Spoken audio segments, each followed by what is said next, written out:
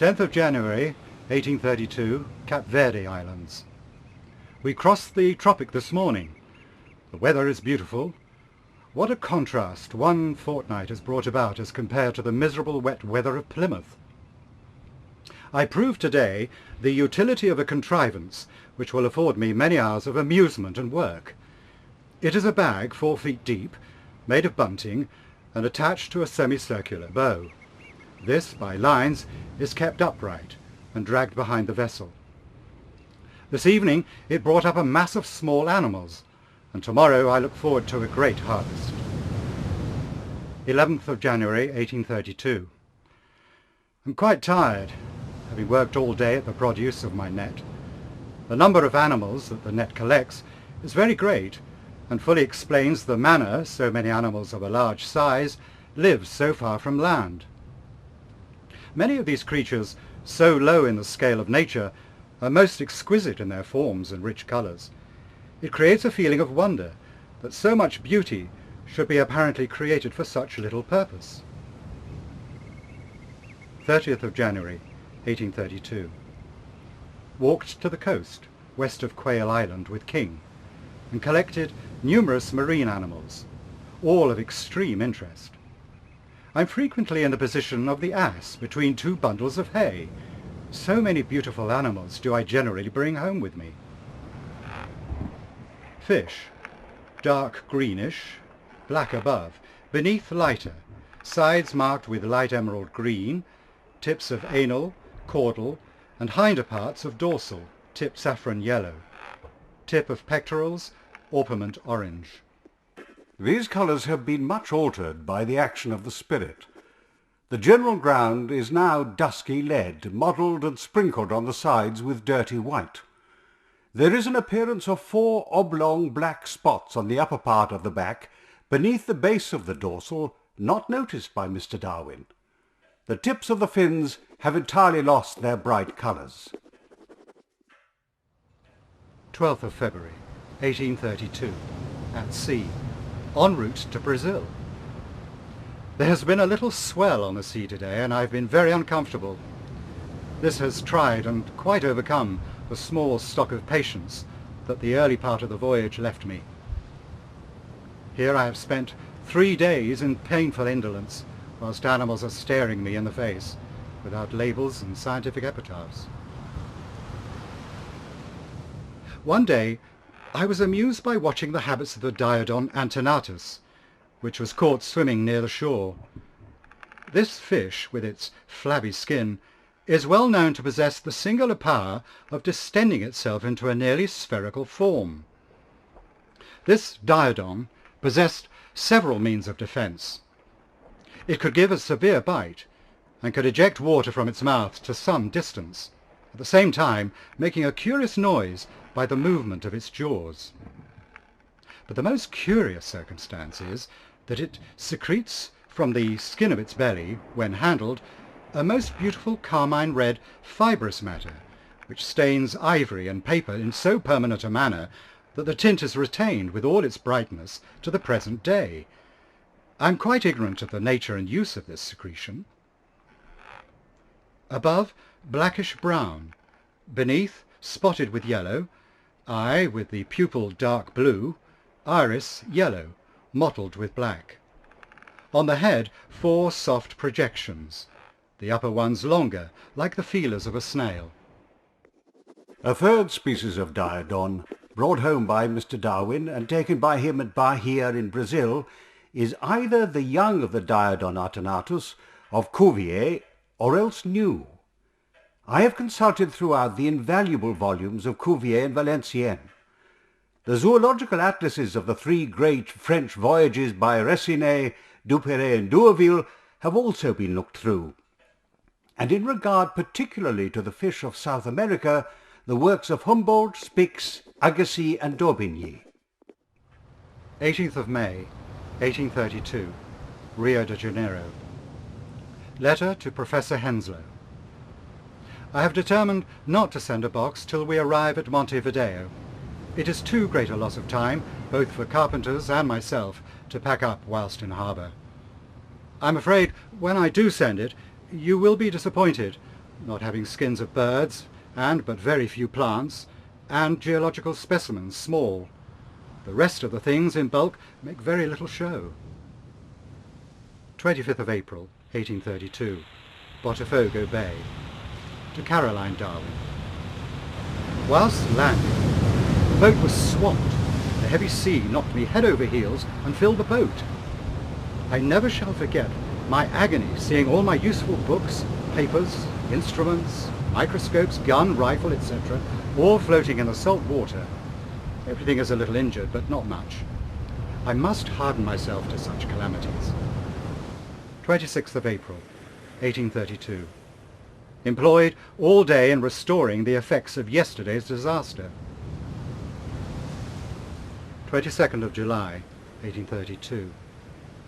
The day has been exceedingly cold and raw. I've just been on deck. The night presents a most extraordinary spectacle. The darkness of the sky is interrupted by the most vivid lightning. The tops of our masts and higher yard ends shone with the electric fluid playing about them. The form of the vane might almost be traced, as if it had been rubbed with phosphorus. To complete these natural fireworks, the sea was so highly luminous that the penguins might be tracked by the stream of light in their wake. Greenish-brown with 6 or 7 longitudinal dark lines on the sides, the lines apparently made up of spots, for the most part confluent, but here and there not so, interrupting the continuity of the lines. All the fins pale dusky, without any spots or markings, taken by Mr. Darwin at a lake at Maldonado that had been suddenly drained. 15th of August, 1832, Montevideo. Letter to Professor Henslow. I've sent home 4 bottles with animals in spirits. I've come to the conclusion that 2 animals, with their original colour and shape noted down, will be more valuable to naturalists than 6, with only dates and place. Today, I've been out and returned like Noah's Ark, with animals of all sorts. Back and upper half of the sides, olivaceous brown. Beneath, silvery. This appears to be another new species of Affrightis, taken by Mr. Darwin on mudbanks in Port Desire, central Patagonia. It is very closely allied to the Affrightis undulatus, but, I conceive, certainly distinct. There is but one specimen in the collection. 29th of August, 1832. This day, last year, I arrived home from North Wales and first heard of this voyage. During the week, it has often struck me how different were my situation and views then to what they are at present. It is amusing to imagine my surprise if anybody on the mountains of Wales had whispered to me, "This day next year you will be beating off the coast of Patagonia." And yet how common and natural an occurrence it now appears to me. Caught by hook and line, North Patagonia. Above, pale chestnut brown, so arranged as to form transverse bands on sides. Sides, head, fins, with a black tinge. Beneath, irregularly white. Underlip, pink. Eyes with pupils, black, with yellow iris. When cooked, was good eating. In spirits. The back and upper half of the sides are brown, the lower half of the sides and belly pale. The colours in the great majority of instances were, fortunately, noticed by Mr. Darwin in the recent state. The nomenclature employed by him for the purpose is that of Patrick Syme, and he informs me that a comparison was always made with the book in hand previous to the exact colour in any case being noted. Where I have observed any markings left unnoticed by Mr. Darwin, I have added them myself, and in most instances I have given the general disposition of the colours as they appear in spirits, from the circumstances of their being often so much altered by the liquor, and liable to mislead those who have only the opportunity of seeing them in preserved specimens. This is what Cuvier and Valenciennes have frequently done in their work, and from them I have borrowed the practice. 24th of November 1832, Montevideo. Letter to Professor Henslow. I expect to find the wild mountain country of Tierra del Fuego very interesting, and after the coast of Patagonia I shall thoroughly enjoy it. We coasted along 240 miles of sand hillocks. I never knew before what a horrid, ugly object a sand hillock is. So, hurrah for Cape Horn and the land of storms. I have sent to you, by the Duke of York packet, 2 large casks containing fossil bones, a small cask with fish, and a box containing skins, spirit bottle, etc., and pill-boxes with beetles. I'm afraid you will groan, or rather the floor of the lecture room will, when the casks arrive. The small cask contains fish.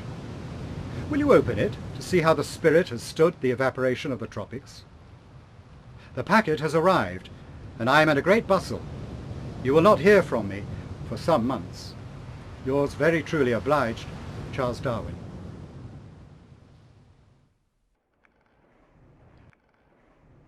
Bahia Blanca, North Patagonia.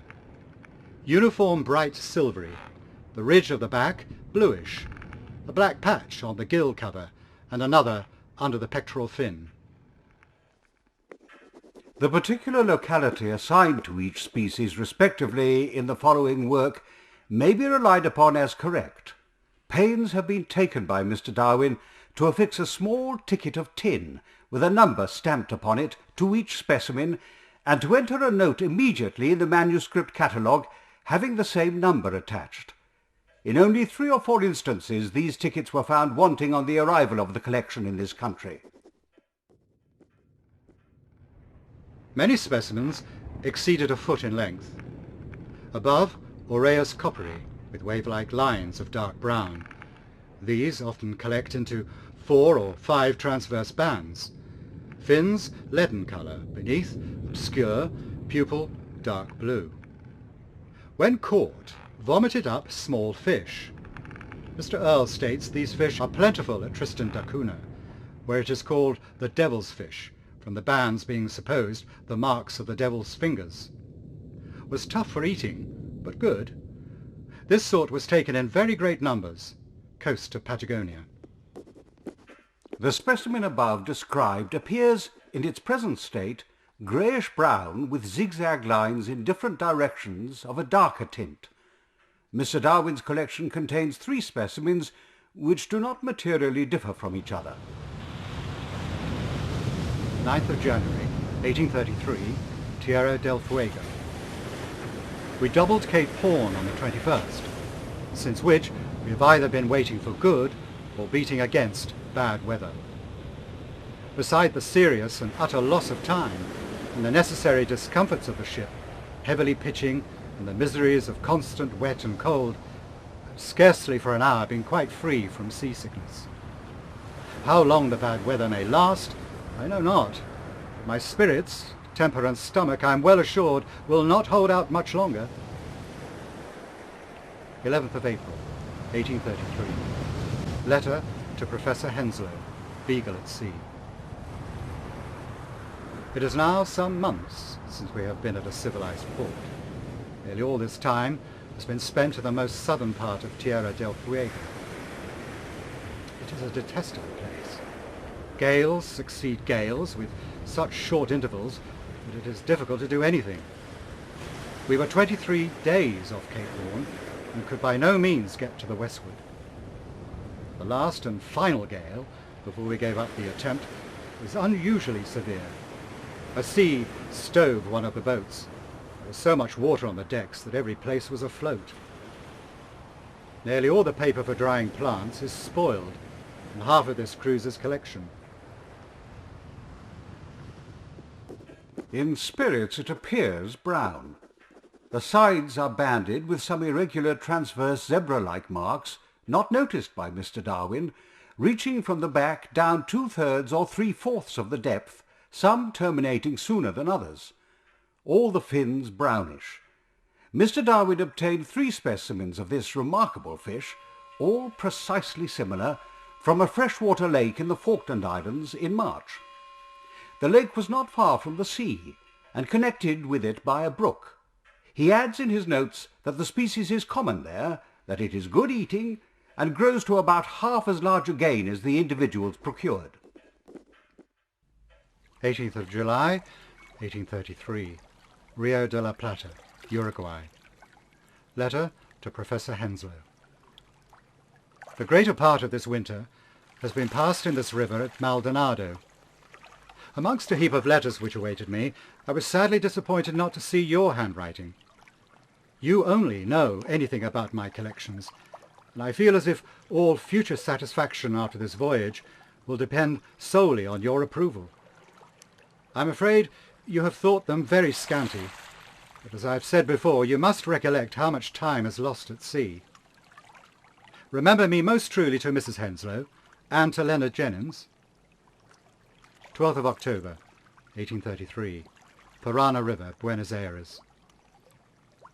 Owing to bad weather, we remained 2 days at our mooring. Our only amusement was catching fish for our dinner. There were several kinds, and all good eating. A fish called the armado is remarkable from a harsh grating noise which it makes when caught by hook and line, and which can be distinctly heard when the fish is beneath the water. Fish found dead high up river of Santa Cruz, pale yellowish brown with black mottlings. In spirits, this fish appears yellowish brown, deepening on the back but becoming paler on the belly, and covered all over with small dusky spots, one occupying the base of each scale. 22nd of April, 1834, Rio Santa Cruz, coast of Patagonia. The country remains the same and terribly uninteresting. The great similarity in productions is a very striking feature in all Patagonia. The level plains of arid shingle support the same stunted and dwarf plants. Even the very banks of the river and of clear little streamlets which enter it are scarcely enlivened by a brighter tint of green. The curse of sterility is on the land. The very waters are stocked with no fish. 20th of July, 1834, south of Valparaiso, Chile. Letter to Catherine Darwin. I have received 2 letters from Henslow. He tells me my treasures have arrived safe, and I'm highly delighted at what he says about their value. What work I shall have when I return! There will be a glorious mass of what Wickham calls beastly devilment. Our new artist who joined us at Montevideo is a pleasant sort of person. Rather too much of the drawing master about him. We all jog on very well together. There's no quarrelling on board, which is something to say. This species was given to Mr. Darwin when at Chiloe by the surgeon of a whaling ship, who said that he believed that it was caught in the Japan seas. I am not sure that it is really new, as I have ventured to consider it. The specific character, so far as the colours are concerned, must be received with some caution, in consequence of these last not having been observed in the recent state.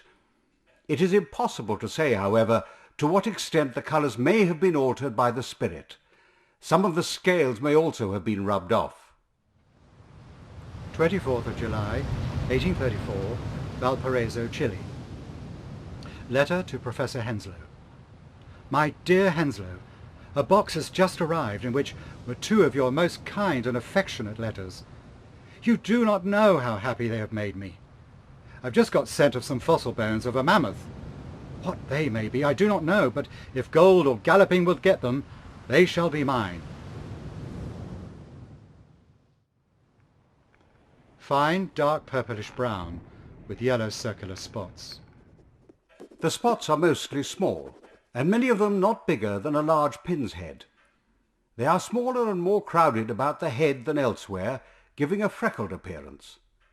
The larger of the 2 specimens above described was taken by Mr. Darwin at Charles Island, the smaller one in tidal pools at Chatham Island in the Galapagos archipelago.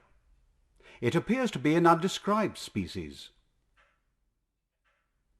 17th of September, 1835, Galapagos. The Beagle was moved into St. Stephen's Harbour. The bay swarmed with animals. Fish, shark and turtles were popping their heads up in all parts. Fishing lines were soon put overboard, and great numbers of fine fish, 2, even 3 feet long, were caught. This sport makes all hands very merry. Loud laughter and the heavy flapping of the fish are heard on every side. The black lava rocks on the beach are frequented by large, most disgusting, clumsy lizards. They are as black as the porous rocks over which they crawl and seek their prey, as from the sea. Somebody calls them imps of darkness. 26th of September 1835, Galapagos. I industriously collected all the animals, plants, insects and reptiles from this island.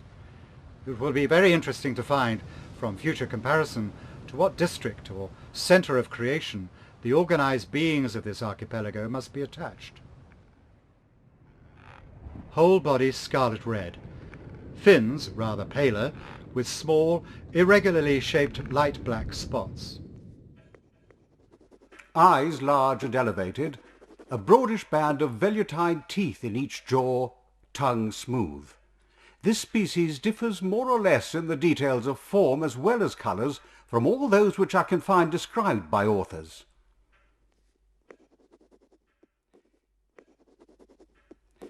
Everywhere of a uniform very pale brown or brownish white, without any markings whatever. The eyes were probably very brilliant in the living fish, the irids still showing traces of what seems to have been blue and golden pink.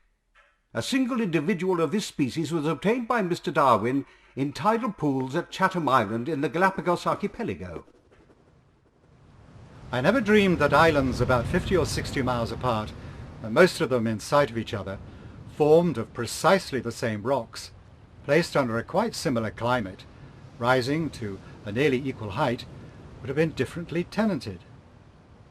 It is the fate of most voyagers no sooner to discover what is most interesting in any locality than they are hurried from it. They obtain sufficient materials to establish this most remarkable fact in the distribution of organic beings. Beneath, silvery white. Above, mottled, brilliant, tile red. Mr. Darwin is rather doubtful whether by the above description he meant that the entire fish was brilliant red, or only mottled with red upon some obscure ground. As all the species described in the Histoire des Poissons are found on the Atlantic side of America, the geographical range of this genus is extended to the Pacific by the discovery of the present one. White, with 4 dark brown, much interrupted bands, giving a mottled appearance. Head coloured with the same.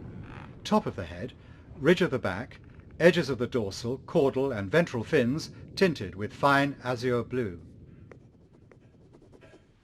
Mr. Darwin's collection contains a single specimen not in a sufficiently good state of preservation to admit of a very detailed description being given of it, but nevertheless evidently distinct from any that I can find recorded by authors. 15th of November 1835, Tahiti. At daylight, Tahiti, an island which must forever remain as classical to the voyagers in the South Sea, was in view. At this distance, the appearance was not very inviting. The luxuriant vegetation of the lower parts was not discernible, and the centre, as the clouds rolled past, showed the wildest and most precipitous peaks which can be well imagined. There are here 2 species of fish, of the genus Sporus, which exclusively feed on coral. Both are coloured of a splendid bluish green.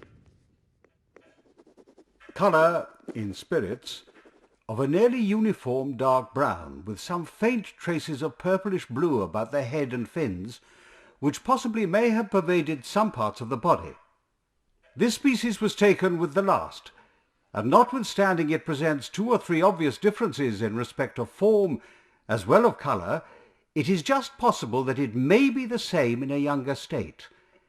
If it be distinct, it would seem to be undescribed, though the colours not having been noticed in the recent state renders it difficult to speak with certainty on this point. 23rd of November 1835, Tahiti. I hired a canoe and men to take me on the reef. It is my opinion that besides the avowed ignorance concerning the tiny architects of each individual species, little yet is known, in spite of much which has been written, of the structure and origin of the coral islands and reefs. 19th of January 1836, New Holland.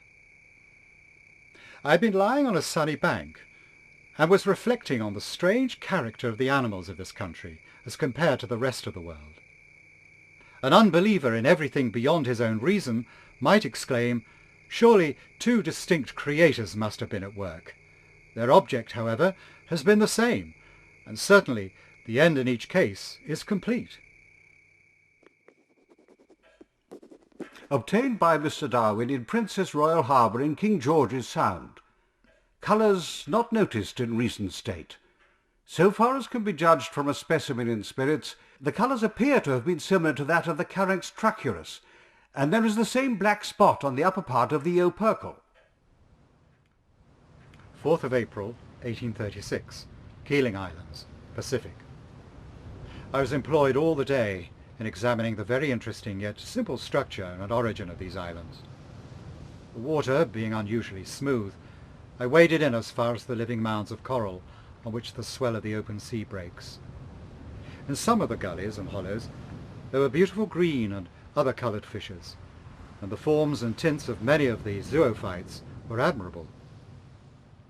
It is excusable to grow enthusiastic over the infinite numbers of organic beings with which the sea of the tropics, so prodigal of life, teems. Yet I must confess, I think those naturalists who have described in well-known words the submarine grottos decked with 1,000 beauties have indulged in rather exuberant language. Fine verditer blue, with some yellow stripes about the head and fins. Two species of fish, of the genus Sporus, which are common here, exclusively live on coral.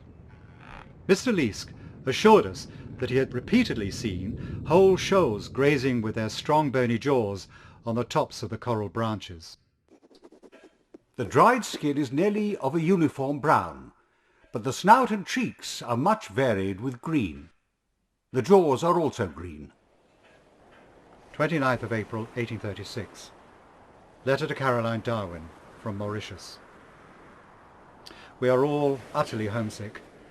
I feel sure there is a wide difference between leaving one's home to reside for 5 years in some foreign country and in wandering for the same time. There is nothing which I so much long for as to see any spot and any object which I have seen before and can say, I will see again.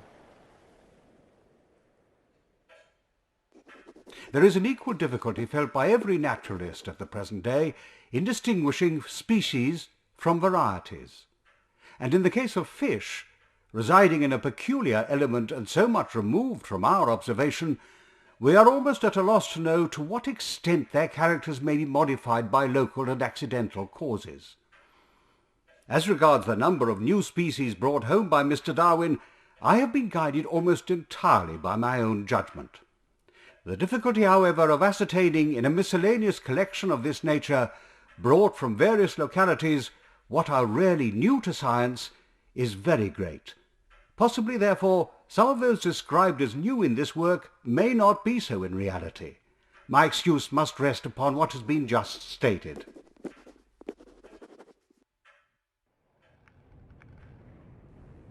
No doubt it is a high satisfaction to behold various countries and the many races of mankind, but the pleasures gained at the time do not counterbalance the evils. Many of the losses which must be experienced are obvious, such as that of the society of all old friends, and of the sight of those places, with which every dearest remembrance is so intimately connected. These losses, however, are at the time partly relieved by the exhaustless delight of anticipating the long wished-for day of return. If, as poets say, life is a dream, I'm sure in a voyage these are the visions which serve best to pass away the long night.